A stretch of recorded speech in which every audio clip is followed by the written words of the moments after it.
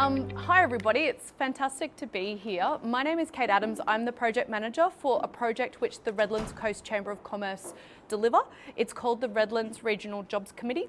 We're funded by the Queensland Government to effectively work on what's called school to work transitions, also things like upskilling our local workforce, connecting young talent into employment opportunities and to grow our economy and really understand where are the training gaps and what can be done to help provide a skilled available workforce to go into the industries that we have here in our region. So under our Redlands Regional Jobs Committee, we do a range of different things. It's all aligned to the Queensland Government's what's called Good People, Good Jobs 10-year path or strategy. And we do a whole range of different things.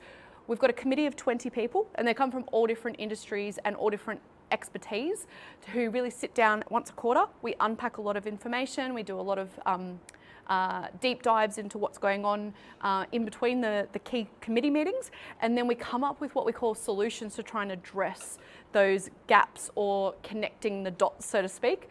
So on your table you will have a business card. That is our Redlands Regional Jobs Committee business card.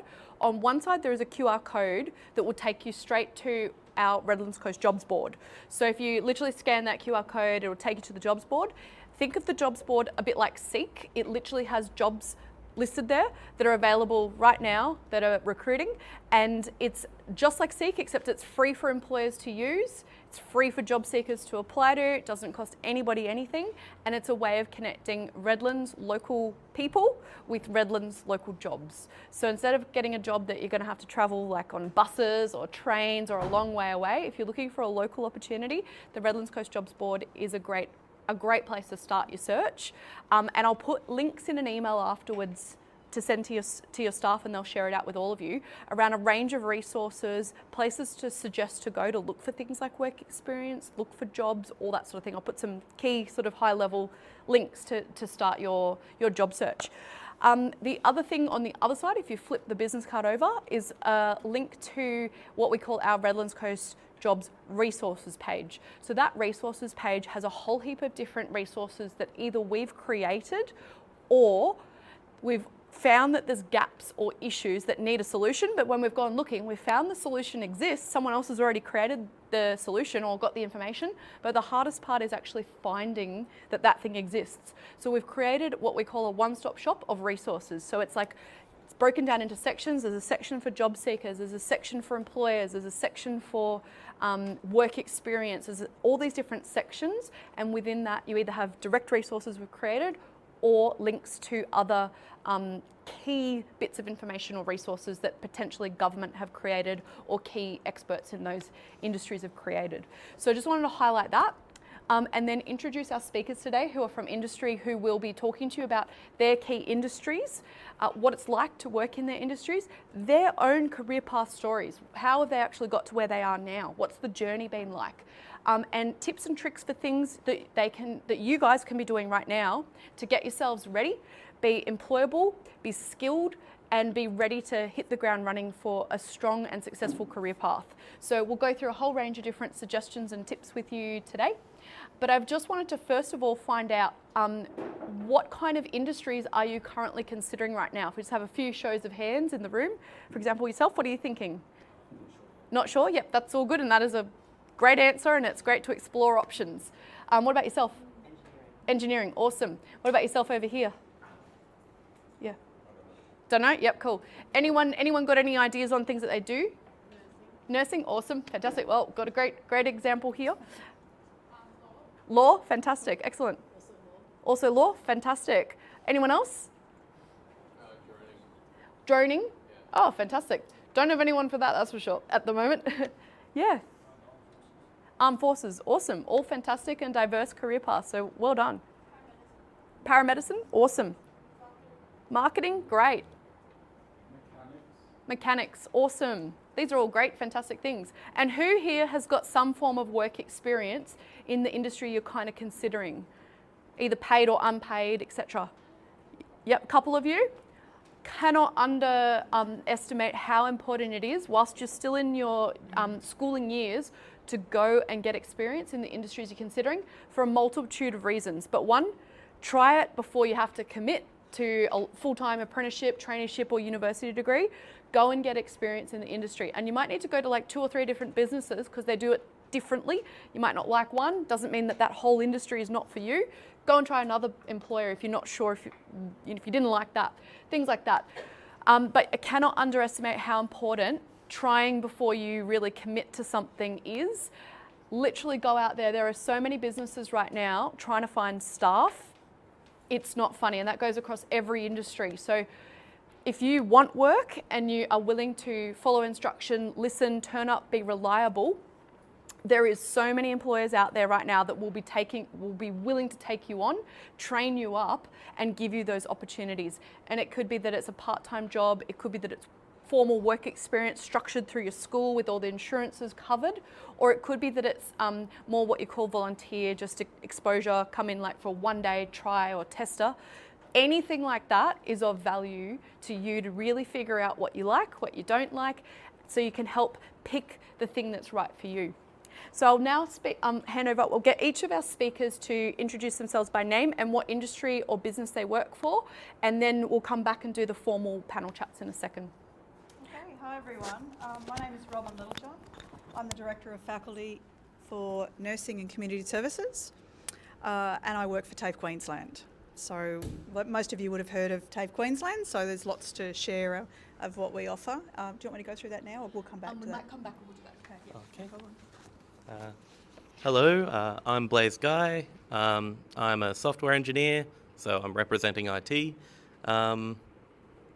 Yeah, is that all? Yeah. Sorry, it's a little fiddly. Hi, my name is Antje Gieber. I'm the Cellar door manager at Sirromet, and I'm here for hospitality. Thank you. My name's Tony Martin. I'm the Career Pathways Manager at Construction Skills Queensland, and I've worked out how to get this back to Kate. Oh, fantastic. Thanks, Tony. So I won't go into too much detail about my career path. It may come up later, but I'll give you straight over to Robyn here to talk about health career paths, etc. You just the health career path or my career path to start with? However you want to do it. Okay, so I'm happy to share with my career path at this stage, and then we can talk about what are the career paths and the options that are in TAFE Queensland for you. So my career path started a long time ago, well before any of you guys were alive, or probably some of your parents. So I started in the public sector, and I spent a lot of my years in social welfare. So I worked in the community services space, in helping people. And it's a space that's really important to show a level of empathy, which is some of the programs that we offer at TAFE Queensland in the community services and health space. And empathy is really, really important, in particular with nursing as well. My career lasted around 18, 19 years in the community services space, in the social welfare. When I decided to change my career path and left that organisation, and I got a tap on the shoulder just before I'd left that organisation and said, we need your skills. Can you take your resume and your qualifications down to our head of school, which was in northern New South Wales, to which I did so. And teaching was never ever part of my even thought process when I first started my own career. And when I had that interview, it was probably one of the best interviews that I've ever had in my life, because she looked at my resume, she looked at my qualifications, put a hand out and shook my hand and said, welcome aboard. And I left that office, starting the following week, and said to my husband, I think I just got a job teaching, which I was just blown away. And teaching in the TAFE sector has been one of the most rewarding career pathways. Now, one of the tips I'm going to share with you in relation to why I actually got there is because, and one of the things you need to remember, it doesn't matter what job you are in, you never ever know who crosses your path and who is watching what you do. Because if I didn't have the TAFE staff from Kingscliff in northern New South Wales work in partnership with a social welfare organisation I was working for, and they were watching my skills, my ability to impart that knowledge to other people, and that's the reason why I ended up into the TAFE system, which was quite incredible, and I was quite excited to be able to share that knowledge with other TAFE students. My career took me up to the Sunshine Coast, which I've been with TAFE Queensland, and I got a position at TAFE Queensland teaching exactly what I was doing in northern New South Wales. And I've been at TAFE Queensland now, February coming up 20 years. So that pathway was another, 8 years teaching, and I also took a secondment across to what we call one of the organisations that TAFE Queensland is partnering with is the Australian Pacific Technical College, and that took me over to Fiji for 12 months, and I taught the national Fiji staff that were teachers in trades, in education, and across all of the vocational areas, and I taught those staff to actually teach their vocation within Fiji. So I did that for 12 months, and it was the most rewarding part of my career. Now, if people weren't watching me when I worked for the social welfare organisation, I would have never got into teaching, and I would have never been in a position to be able to go overseas and have a career in an area where I absolutely loved. Once I come back from that area, I then got the opportunity with the management experience that I've had with a previous position in social welfare to be able to manage a faculty. So I took on a faculty that I had zero understanding or even knowledge of, which was creative industries, which some of you have mentioned droning. We did visual arts and around the drone up at our east coast in Mooloolaba, as well as creative arts, fashion, and I've got no creative bone in my body, let me tell you. But working with other teachers in that space was quite rewarding. I then moved from that area into the Faculty of Nursing and Community Services, where I've had the privilege to be working with registered nurses across ageing and the hospital service and enrolled nurses, because we offer the Diploma of Nursing, as well as the aged care sector. I work across all of the community services sector, as well as early childhood and education support. And those sectors, nursing, health, education, early childhood, are desperate for staff. So it's really lovely to hear this young lady here in the front want to take on that nursing. So I'm happy to let everyone else share their pathway, and then I could talk to you about some of the pathways that TAFE Queensland will offer you in terms of all of the community services and nursing area that I look after. Thanks, guys. Thank you. I'll do this one since I do have a little script here, because I don't want to keep you here all day. Right, so hello, my name is Blaise Guy. I've been programming for 20 years and I've been employed as a software engineer for 3. I plan to tell you what I do, how I got here, and what I'd recommend. I am a software engineer at Bartech Automation. I work on a type of software called a BMS, or Building Management System. Basically, it's like a website for your air conditioning, think hospitals. I'm a bit of a unicorn in that I was doing BMS work before I was employed as a programmer, so I both use and develop the software, which makes me pretty valuable. My day-to-day is I come into work, I make a coffee, go upstairs, sit down, put on my headphones, and I type some code until someone interrupts me. It's a great gig, if a bit lonely at times. Like I've been alone in the office for like 2 weeks straight. But you know, that's fine. I got my job through a long, winding path, and I would not recommend my path. I only did okay at school. I wanted to be a games programmer, and the course needed an OP14. Got a 12, that's fine. But straight after, I got a diploma of digital animation from TAFE the year after I graduated. Then I went to QUT, but ended up pulling out. I tried to get an entry-level job in IT. I couldn't. I went back to a different university, but this time had to pull out for financial reasons. Good stuff. So I pulled out with a diploma in game design. I'm not proud of my academic achievements. I was not a good student, and if I'd been a better student, I could have been employed in my chosen field much sooner. Instead, I had an 8-year stint at McDonald's, which is fine, but not if you're trying to get out, until I got my forklift license and left to work at a tyre warehouse. So that was actually a big upgrade, full-time work, good stuff. I then moved in with a few friends from uni. We made a few games together, and I developed some websites, some little personal projects. We made no money, but it was a good experience, and it was probably the skills that I learned then that made me employable in IT. Finally, a friend of mine who did the diploma at TAFE with me told me there was an opening at his work. So I jumped at the chance and finally got a job on a computer. While there, I learned a wide range of general IT knowledge and about heating, ventilation and air conditioning, or HVAC. The work there wasn't programming, but it was much closer to what I wanted than fitting tyres and driving a forklift, let alone flipping burgers. My job was to make BMSs. A few years later, Bartek Automation needed someone who could make a BMS with room to move into software development. I jumped at it, and here I am.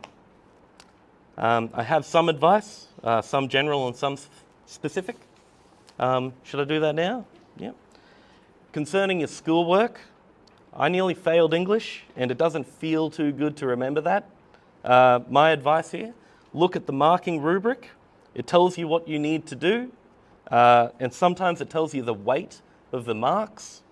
Ask your teacher. They want you to succeed. In English, write your speeches. In maths, write your working out. It's probably half your mark. It doesn't matter if you're super clever in your head. We haven't gotten to the point of marking your thoughts. Considering levels of education, my friend who did that TAFE diploma with me got that job the next year. It would take me 8 years to get that same job with him at that company. So even a diploma can be enough. There are jobs that aren't fully specialized, that just need someone with soft skills in a variety of fields. Some companies are also looking to hire specifically at a low wage and then skill you up because they're a bit of a niche. You won't know unless you look at job openings and apply. Considering university, when I was at QUT, I messed up twice in big ways. Both times by not talking to the course coordinator. So get their email, get their phone number, send them a text. Go off script. So I had just completed a diploma. If I'd talked to the course coordinator, I could have saved a year of study. Remember the term recognition of prior learning. Okay? If you can provide some documentation, like a portfolio or a diploma or something, you can usually get course credit for it. The second time, I pulled out of the wrong subject, and it set me back a whole year, and I ended up dropping out because of it. If I'd talked to the course coordinator, sent them an email before I did anything, they could have advised me that that subject was an important prerequisite and only available in the second semester. Don't pull out of that one. I don't believe everyone needs to personally suffer the various hardships in life to learn from the lessons. I would have felt much more confident and happier in my abilities if I were backed by a university degree. Even now, in hindsight, I should have taken one semester off, done the one subject, and finished my bachelor. There are several things the paper does. You can go overseas and teach English if you have any bachelor's degree. I've seen those ads for jobs. So that was one option I couldn't take. There were government grants for aspiring game developers at the time. And you could get one if you had a bachelor's degree and a good business proposal. So I couldn't do that. And of course, I floundered for years trying to get an entry-level job. I didn't realize it would be so difficult, I guess. And that kind of failure chips away at your self-worth, so just avoid it. To most people, I recommend just getting the degree.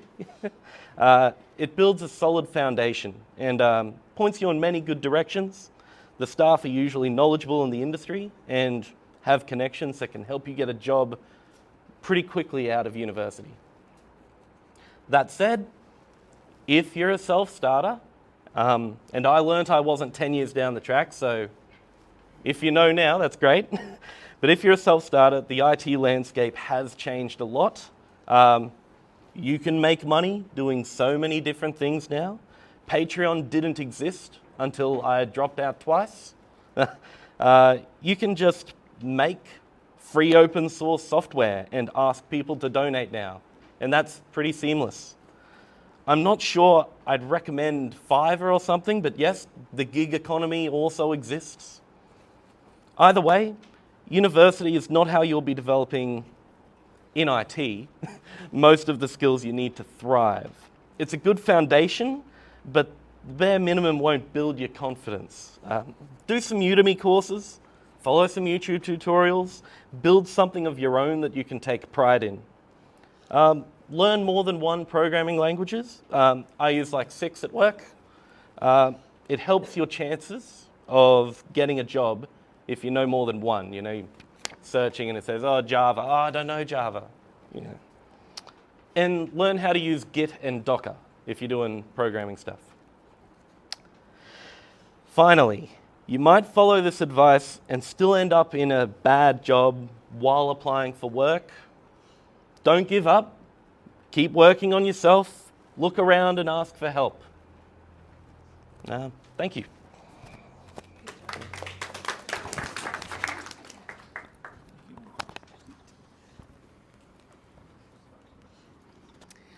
Hi everyone, I'm Antje from Cellar at Sirromet, and my pathway to this position was a very long way in the wrong direction first as well. I actually, probably like a lot of young Australians, started in hospitality just while I was at school. That's very popular in this country. It's not like that everywhere in the world. So that's, and that sets you up with some skills that you get to keep for life, and I really do believe that. I then, after many years in hospitality, studied interior design and went into construction, had my own construction business, built about 70 new homes a year. And then the global financial crisis hit in 2007. And overnight we lost everything. So you get to start again. And so you fall back onto hospitality because it's, you know, people have always got to eat. And even if they don't have enough money to build a house anymore and they don't have enough money to buy a new car, they probably will go out and eat, even if it's just for special occasions. So I then went back and actually opened my own restaurant. And then just wanted to connect with my my European roots, and then actually after a few years just took off to Europe for a bit, and then so hospitality there gave me the opportunity as an old person to gain a visa, which is pretty hard to do. So I won't say it was easy, but I got it, and I stayed for 6 years, and then did all my wine training in Europe. Ran a couple of wine bars, and then came back to Australia. And now I'm the cellar door manager, which is it's fun. It's challenging, I will say. We're not in the business of serving food or serving drinks. We always say we serve memories, and it's always about that human connection. And it might just be something that you do while you study, but in our at Sirromet, I will say we've got many students that were just F&B attendants and are now wedding coordinators, or they've gone into different areas. They work at reception, or there's so many different things they can do.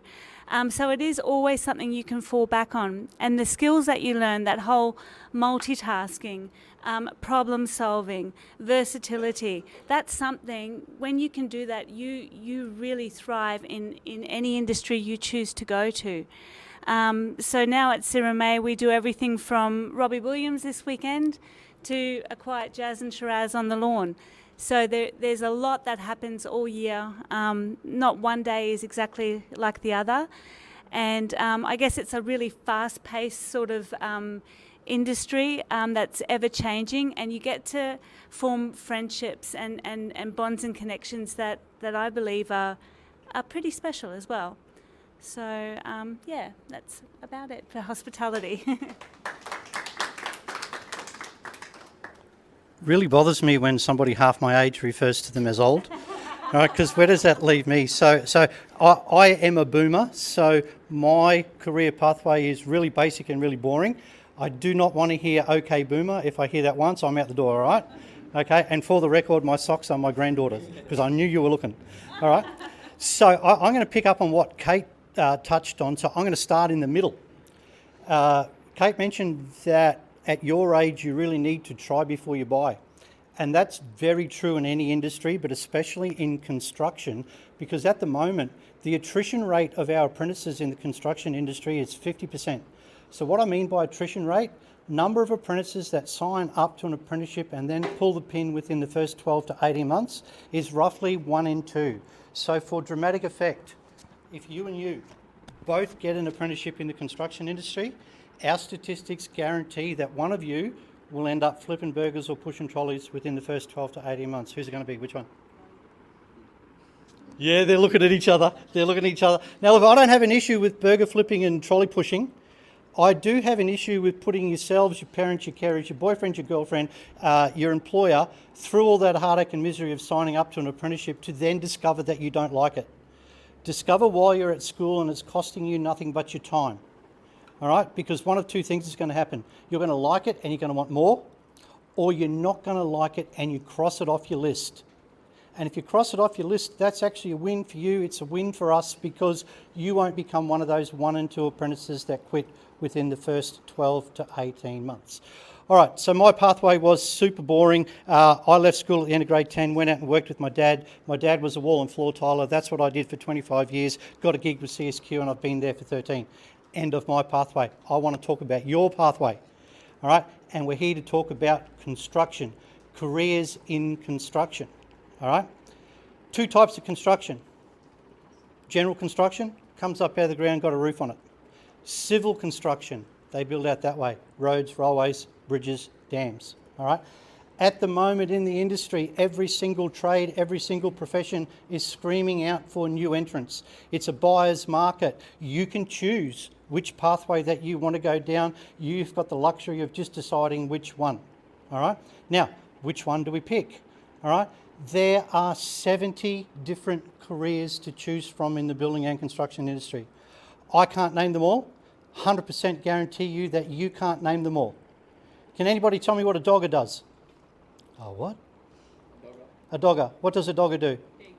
No, that's a very common answer. I think it's to do because the cartoon dog buries the cartoon bone. Nothing to do with our canine friends. Doesn't walk dogs, doesn't catch dogs.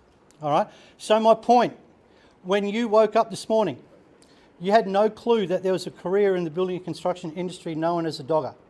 So how can you possibly make an informed decision about your career pathway if you don't even know that it exists, yeah? For the record, a dogger is a person on a construction site where there is a crane. The dogger is responsible for communicating with the crane driver to ensure the load gets to where it has to go safely and securely. Very important job on site, and with the importance comes the remuneration. They're paid really well. I'm not going to talk too much about money today because it is a given. It is a given that if you are a tradie and you are good at what you do, you will make some seriously good coin. All right? You just have to discover the different types of trades. Okay? CSQ has a statistic that says 7 out of 10 young people looking for a career in construction all want to be carpenters. Thanks to the fact that you're exposed to it in the woodwork shop in, I think it's grade 7 now, grade 8, shows like the blokes like Scotty Cam. 7 out of 10 young fellas especially all want to buy themselves a trick ute, chuck a blue dog and a compressor in the back and call themselves a chippy. All right, now I've got no problem with that. Carpentry, good, honest, honourable trade, make some good coin as a carpenter, but let's do some really quick, simple maths. 7 out of 10 of you are going for that one carpentry apprenticeship. You have to be very, very, very, very good at what you do to get the gig.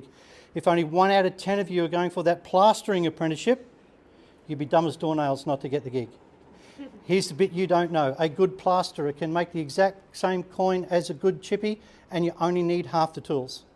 So I'm not saying don't be a carpenter. I am saying consider all of your options. Consider the different types of trades. Try and do some work experience while you're at school. See these blocks up here? See this block wall? $7 a block. $7 a block. Now, how many of you are looking at that block wall now and trying to do the maths? I'll do the maths for you. You ready? 7, 14, 21, 28 a million.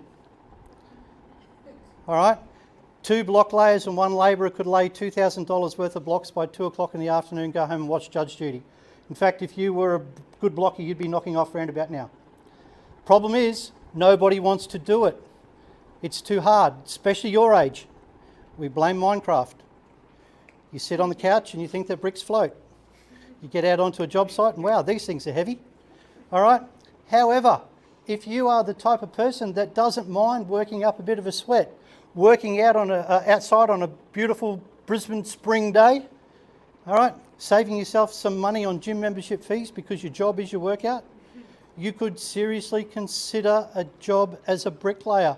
Newsflash, brickies are currently looking at putting on school-based apprentices. Never heard of that before in my 13 years at CSQ. That's how desperate they are to find somebody in the industry. Ladies, I'm talking to you when I talk about construction. All right? It is not that blokey Neanderthal knuckles dragging on the ground, wearing your double pluggers to work, knocking off at 11 o'clock each day type industry anymore. In fact, if you are a lady, you are more inclined to be employed driving the heavy machinery, driving the big moxie trucks for civil construction. All right? Absolute fact. The girls have got it over the guys for one simple reason. The blokes only know 2 speeds, stop and fast. The girls treat the machines with a lot more respect, which means there's a lot less maintenance, a lot less upkeep. I was up in Mackay recently. Part of my gig is to take students on site tours, and we're out on the ring road, and all morning the big moxies, so they're the big dump trucks that haul dirt. That's what they do. Whizzing back and forth behind us, and one of them stopped and pulled over, and it was being driven by a 23-year-old Irish backpacker. She had the aviator sunnies on. She'd been in Australia for 6 months. She was working for Fulton Hogan driving the moxies, and she was absolutely living her best life. All right? I think she quoted $1,000 a week or something like that she was on, which for a backpacker coming over from Ireland is pretty good coin. If we're talking about money in the civil construction industry at the moment, if you get to the top of the food chain in civil, you'll be known as a civil superintendent. That's one person in charge of a large project. So, for example, the highway upgrade out the front of Springwood here. One person in charge of that project. If you get to the top of the tree, you will be on between 230 and 250K a year. All right? Seriously good coin. However, you're not all going to be civil superintendents, and that's okay, because right now, today, as I'm talking to you, we've got 17-year-old trainees in the industry who are happy to do FIFO, fly in, fly out. So if you're not familiar with the concept, they fly you out to camp, you work 7 days straight, you come home from 7. So these 17-year-old trainees, they're too young to vote. They're too young to drink legally. They're on 75 to 80K a year. All right, so let that sink in. How old are you folks? 16? 17. That could be you. When I grow up, I want to be a civil construction worker. All right? These young trainees aren't allowed to go into the pub and buy a beer, and they're on 75K a year. That's how we sell civil construction. I told you I'd go overtime. Great. Thank you. Thank you. Thanks to all of our speakers. I think what you sort of get out of the conversations today is how important it is to really look at your opportunities, figure out whilst you're young what you enjoy doing. And the only way you can really find out what you enjoy doing is by giving things a go. I heard a great bit of advice was, a fella the other day was saying to me, he sat down with his uncle when he was young and he said, I want to do this, I want to do that, I want to try this. And his uncle said, have a go at all of it. Like, there is nothing that limits you to just one thing. You can be doing multiple things all at the same time, gaining experience, exposure. It could be just one day here. It could be, there's so many ways that you can build your skill set and your knowledge and figure out what it is that you enjoy doing. And I think that the more you try, the more you'll find out what the right fit is for you. And the other thing is, it's okay not to know when you're young what you want to do. As you heard, pretty much everyone here has had very diverse career paths and stories, and things go off in one way. At the crux of it all each person has really is your reputation and the skills that you have developed. So really value your reputation. The things that you do out in the world, they will be seen. You never know who is watching something that you did, something you posted on social media. It will all come back around. Your good behaviour will come around and it will be noticed and recognised and help open doors for you. And at the same time, things that you do that might not have been the best decisions at the time can also come back to bite you down the track. And lots of panellists in the past have talked about things that they did that caused consequences and impacts. So it's the kind of thing that really value your reputation, the way you interact with the world, and it will either open doors or close doors for you. So think about that, and at the end of the day, it's only you who can drive your own career path. Your mum and dad can't do it for you.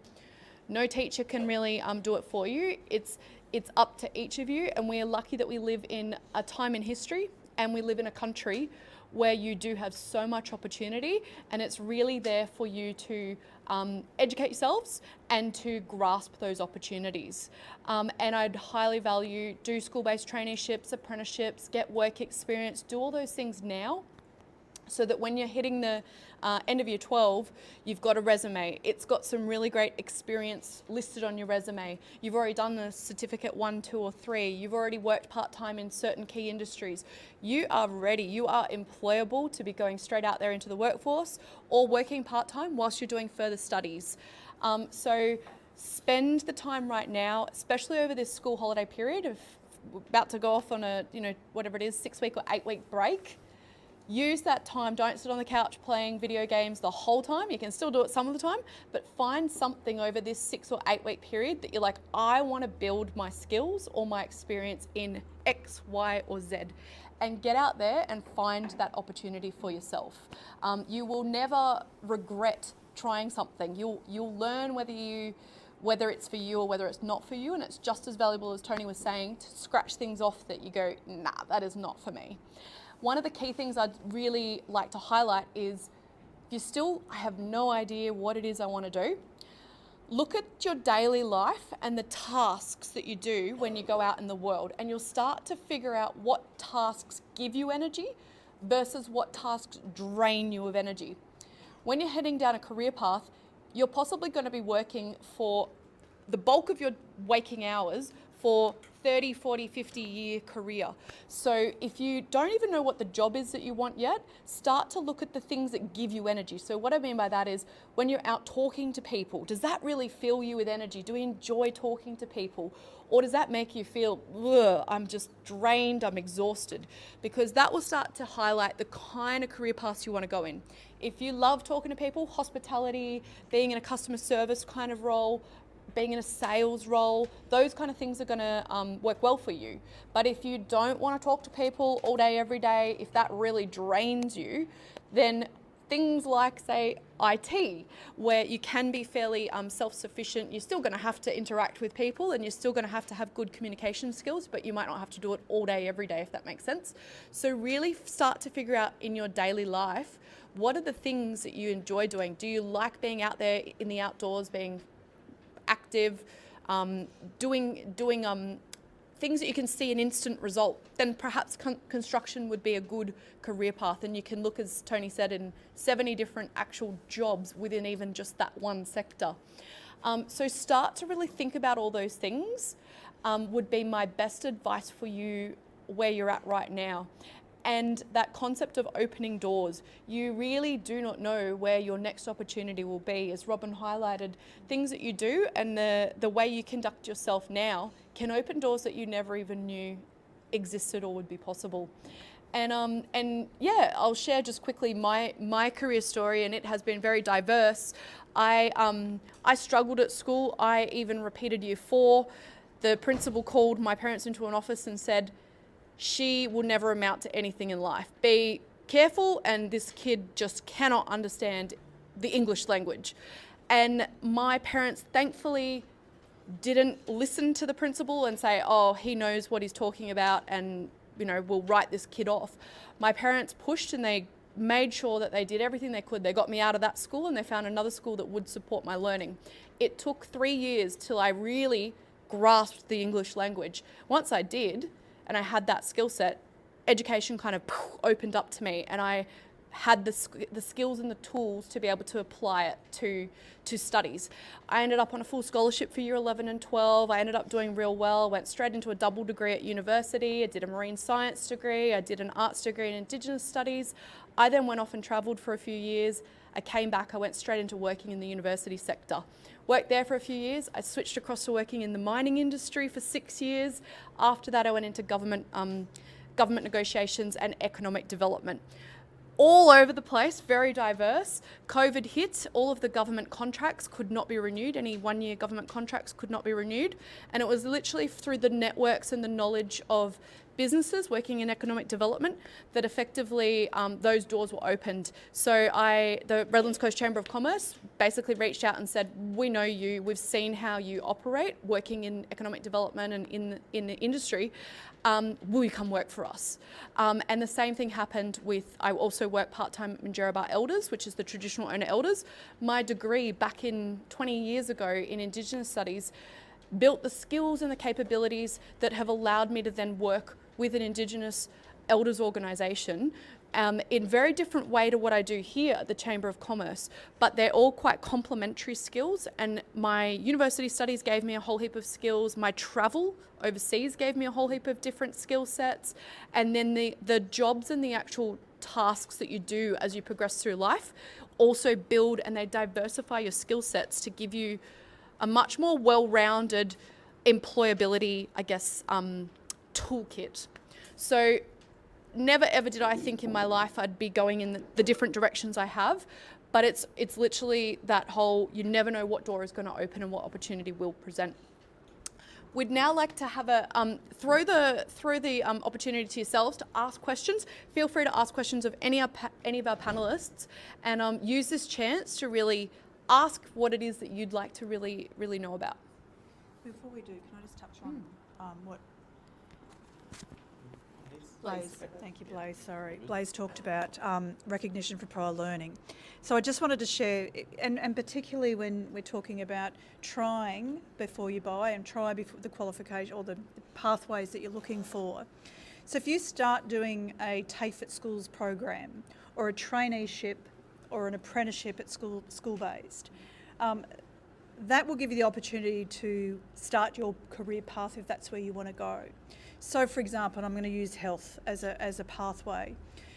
You can do a Certificate 2 in health services support, and the job outcome for that job, and you'll do placement within a hospital setting where you can be a wardie, you can work in a hospital setting and provide a support services in a hospital setting or in an aged care or a health sector. If you then go into the Certificate 3 in Health Services Assistance, which is your AIN, which is the Assistant in Nursing, you'll get credits from the units of competency that you achieve in the Certificate 2 into the Certificate 3. And the Certificate 3 then gives you the Assistant in Nursing, where you can work in an aged care facility, you can also work in a hospital, in a doctor's surgery, and in that health sector. Units of competency from the Certificate 3, if you then want a pathway into the enrolled nurse, which is the Diploma of Nursing, those units then credit into the Diploma of Nursing in the first 6 months of your qualification. The Diploma of Nursing, it is an 18-month program at TAFE Queensland. It's currently on the free TAFE list, so it's a $23,000 program that is free to eligible students or eligibly candidates, students who want to come and study at TAFE. So you'll do the Cert 3 will credit into that program. Once you've done the 18-month program, you are then an enrolled nurse. But in between that time, you can work in the sector with your Certificate 3 qualification that you already have. Once you've then completed your Diploma of Nursing, you then get a year's study credit into the Bachelor of Nursing, which is your registered nurse qualification. So if health is your pathway and you're not sure whether it's, because once you get to the Diploma of Nursing, it's tough going, because this is a industry that can save lives, but you can kill people if you are not qualified in that space. So you have to understand there's going to be a level of rigour around the qualification. If you are not sure that's your pathway, start at your Certificate 2 to give you that entry level understanding where you can actually work in a hospital and see how it works. Now that goes for a lot of the qualifications that we offer. Early childhood, you can start with the Certificate 2 in Community Services with the early childhood pathway. You then can go into the Certificate 3. That Certificate 3 in early childhood is now the prerequisite for the diploma. And we place you in the health sector, the early childhood sector, the community services sector, and the ed support, which is your teachers' aides that you may have in your classroom. We actually give you work experience in that sector. It's mandatory part of the qualification. So on your resume, you will then have, do you have experience? Yes, I have. I've done 80 hours in this course. I've done 420 in this course. So you're going to have that level of experience from TAFE at schools pathways and out into the sector. So don't underestimate your opportunity that you have right now within a vocational education and training that will pathway you into a bachelor degree. Now, like Blaise and like Kate, what we were both saying is, I left grade 11 where you are right now. I didn't finish. Now, I didn't start my degree, my dual degree in business and education until I was 34. Now, that's okay, because school wasn't right for me at that time. Would I go back to my younger self at your age now and say, hang in there? I absolutely would, because at that stage, and as Blaise said, it will progress your pathway quicker than what it would have done for me and Blaise. So take the opportunity to value your education, take the opportunity to test the waters in a career path that you're looking for, and utilise what you've already studied as recognition for when you go into your further studies. So I just wanted to share that because it's so critically important. You've got an opportunity looking you in the face right now that you can take advantage of, and it will reduce the cost of your HECS or your help fees once you leave school, because it's free to you right now, the Certificate 2 programs. And at the moment it's free TAFE. We have free TAFE, and they've just waiting for the Minister to sign off for 2024 free TAFE. And by the time you get out to 2025, we hope that that's still there. But if it's not, take advantage of, reducing your fees if the fees come back. Thanks, Great everyone. advice. Now, questions. Who has a question? This is your chance. Don't be shy. No silly questions.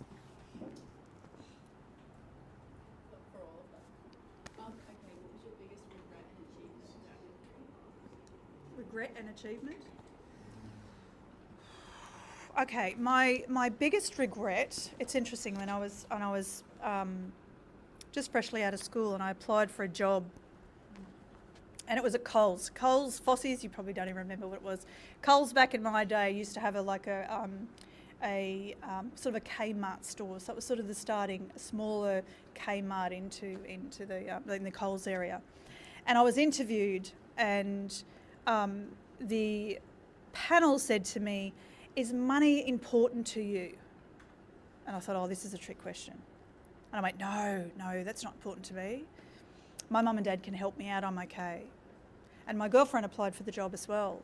And she said, hell yeah, money's important to me. Love money. She got the job because the money was a motivation for her. And they said to me, she's not motivated by money. Why would she want to be working for us? We're going to pay her. That's your motivation. And that's your reward for working hard, as the salary that you give you. So that's my biggest regret. Be your authentic self. Money is important when you're working. It's going to pay your bills, and it's going to buy you, when you're at school, it's going to buy you some of the great things that you want. So that's my biggest regret, is to be your authentic self in your interview process. And don't think about what is it they want to say. Say what's from the heart. So that's the first one. My best achievement was having the ability to take my children to a developing country of Fiji for 12 months. Wait, you took your children? Yep, I took my kids and my husband came with me. And because it was always my husband's, his career was like, oh, we're going to go overseas, we're going to work overseas. Never got there, I took us instead, which was never going to be on our, but the opportunity that TAFE has given me gave me that. So being able to go over to Fiji and impart my knowledge to national residents of Fiji, and being able to share that opportunity with my children. I mean, my kids, when they went over there, they had a Christmas list as long as your arm, even if longer. And they got the opportunity to be in a village where the young boy, my colleague's son, took him to their house and was so excited to show him his bedroom, which was a concrete floor with a woven mat. And he showed him, and he was so proud of this room. And he then went out into the community and into the village and took my son barefoot and all, which I was like, okay, he'll come back. I'm sure he'll come back. He'll be great. And because I told my kids, don't ask questions there, ask me later, to be respectful for the family. And when we left that, we got into our house at home and he said, wow, Mum, that young boy doesn't even have a TV in his bedroom. I'm like, wow. And so when we came back at Christmas time that year, the end of that year, I said to the kids, what would you like for Christmas? And they said, it's okay, Mum, we don't need anything. And I just went, what a great experience. And that's the proudest moment for me, to be able to share my experience with Fiji national people, but have my kids come back and say, you know, it's not about materialistic things. And my 3 kids now are teachers themselves. Started in law, so one of them, there's a couple of people in the room that wanted law. Started as a lawyer, criminal lawyer, loved it for 12 months and went, no, this is a really dodgy gig for me. And now he's a teacher out at Blackwater. Best thing he's ever done, and he loves it. So there's lots of different pathways that, you know, just because you start that pathway, don't think, no, I've just got to, you know, I've got a $100,000 debt in law, I have to stick with it. No, you don't. Now he's got $130,000 debt because now he's doing education. But that's okay, he'll pay it off, you know, and he's doing something that he's passionate about. So try it, give it your best, but always remember, whatever qualification you get, you're going to have that for life and that experience. Thanks, Blaise. Thank you. I hope I'm sorry. Yeah, so biggest regret is probably not being more bold when I was young. So the second time I pulled out due to finances, you know, you got to pay rent at some point. If you move out, you got to pay rent. And if you go into uni, you know, however many days a week, that's time that you can't be rostered on at your casual McDonald's job. And, you know, especially when you get into that adult wage, they might roster you on for 4 hours. They might roster you on for no hours. But they like you when you're 16. You're on a pretty cheap wage. They want to roster you on all the time. So, you know, when you're young and when you have no expenses, that's probably a good time to do the stuff that has high long-term value, like gaining skills, or working on projects. You know, wanted to be a games programmer. You make a game, that's a little machine that prints money. That's a pretty good thing to have built when you're young. So, yeah, be more bold while you're young. You know, try things, dive in. You know, be enthusiastic. You got nothing to fear. Biggest achievement or proudest or whatever, I don't know. It's I guess I stepped up in this job. I was the second developer. So it's a small company. I was the second developer, and the lead developer ended up quitting. Oh no, I have to look through his whole code base. Can I look through his whole code base? It was spaghetti code. But I figured it out, got it all working, because there were bugs when he left that were suddenly becoming critical. So I stepped up, and it turns out I can do it. So now I'm lead. You know, always 2 there are, a master and an apprentice. So yeah, that was pretty good. You know, finally vindicated. You know, it's 20 years coming. Yeah, so that's probably it, yeah.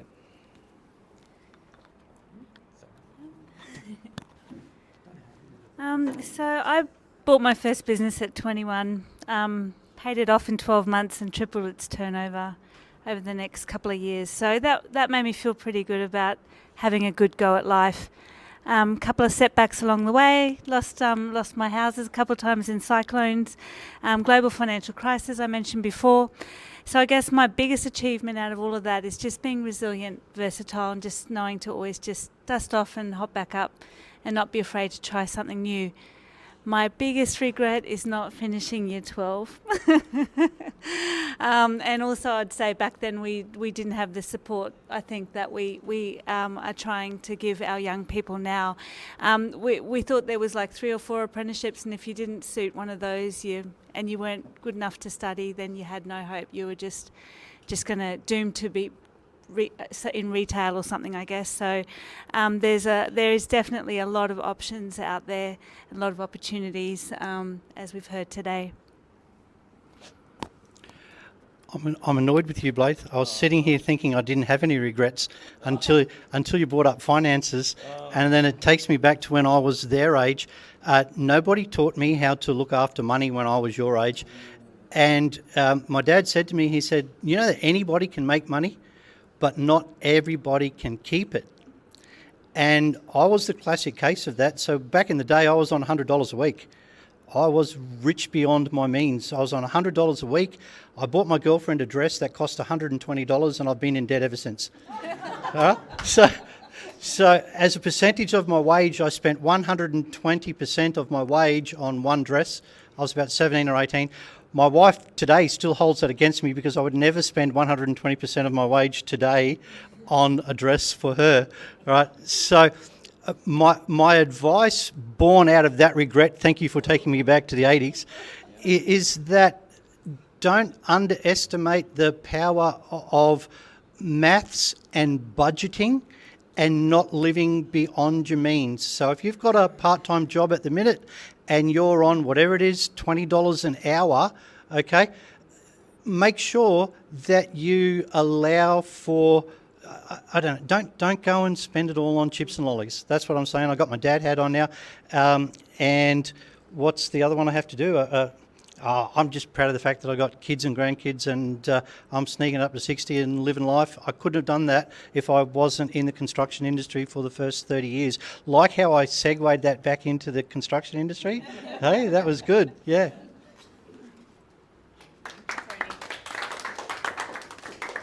Thank you. Just quickly, that topic of income, I think it's really important. Who here's parents are sort of suggesting go down a path where you're going to make lots of money, get a job that will make you lots of money? Who's getting that sort of advice? Yep. And it is important. And who here is sort of getting suggestions or push of do something that you enjoy and don't worry too much about the money? Yep. And I think the reality is that you've got to find something that balances the both of those. So the best way is to look at all of the options, and after this I will send out an email and it will include stuff around career quizzes. Can't underestimate, do career quizzes. Look at, for example, different industries have good guides. Construction industry has some fabulous resources that'll give you quick cheat sheets about different key sectors. Oh, Tony's got some already prepared. And they will tell you the likely income, the entry-level income, what you can start to earn like down the track. So I'd highly recommend when you're in this stage of your life and you're starting to think about what it is that you want to do, think about the kind of life that you want to live in 10 years' time, in 20 years' time. Where do you see yourself? Do you want to own a house? Do you want to live here? Do you want to live overseas? What is it that you want to achieve that would make you feel content and happy? And work backwards from that as to how much money do you actually need to earn to live that lifestyle that you want to live. And then look for a job that combines your interests and has a level of income that will allow you to live the lifestyle that you want. That is how I would probably start to rethink when I'm younger, is start to combine the knowledge of my passions, my interests, and where I can earn the kind of dollars to live the life that I want to live. That being said, I didn't go that way. So you learn these things throughout time, but the benefit of having these conversations right now is it just gets you the chance to start thinking more holistically about how to take, it's a bit like a game of chess, which move are you going to take next, if that makes sense. Who's got a question? Yeah. No? Okay, great. Anyone else? Yes.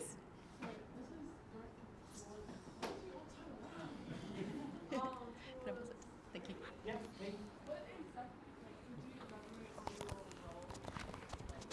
On my role at CSQ, okay, so my role is simply to promote construction as a viable career choice, not as a last resort like it was perhaps when I was at school. If you were big and strong and could lift a heavy box, you went out and got a trade.